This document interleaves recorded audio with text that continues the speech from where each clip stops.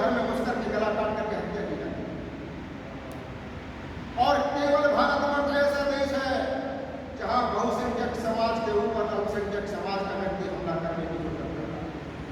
भारत एकमात्र ऐसा देश है जहां की मिलिट्री के ऊपर हमला करने की जरूरत अल्पसंख्यक समाज का व्यक्ति करता है। ऐसे लोगों से निपटने के लिए केवल मिलिट्री काफी नहीं है।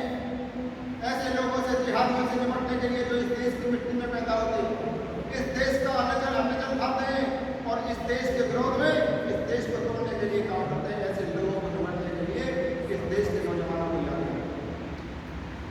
गांव गांव में जाकर के हनुमान चालीसा के माध्यम से हम लोग हिंदू समाज की शक्ति को खड़ा करें, उन्हें प्रशिक्षण दें, अपनी बहन बेटियों को लाठी तलवार चलाना सिखाएं।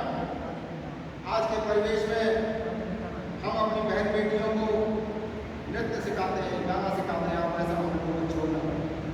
उन्हें तलवार चलाना सिखाना पड़ेगा, दुश्मनों के सर धड़ से अलग करना हमें सिखाना पड़ेगा, तभी हमारी बहन बेटियों को सिखाना पड़ेगा। आज के नौजवानों को नृत्य सीखने की आवश्यकता नहीं है।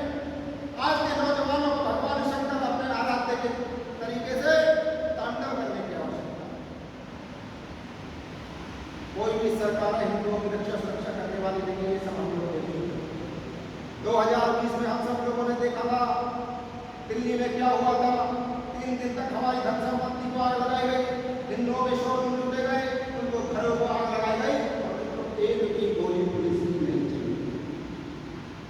अभी 2 साल पहले देश भर में, चाहे यूपी हो, एमपी हो, बिहार हो, हमारे रामनवमी के जुलूसों के ऊपर हजारों की संख्या में जिहादियों ने मस्जिद से निकल करके पत्थर मारे, लेकिन एक भी गोली पुलिस की नहीं चली। ये हम सब लोग के लिए अल्टीमेटम है कि कोई पुलिस हमारी सुरक्षा करने वाली नहीं है, कोई राजनीति हमारी सुरक्षा करने वाली नहीं है। जब भी कोई दंगा फसाद होता है,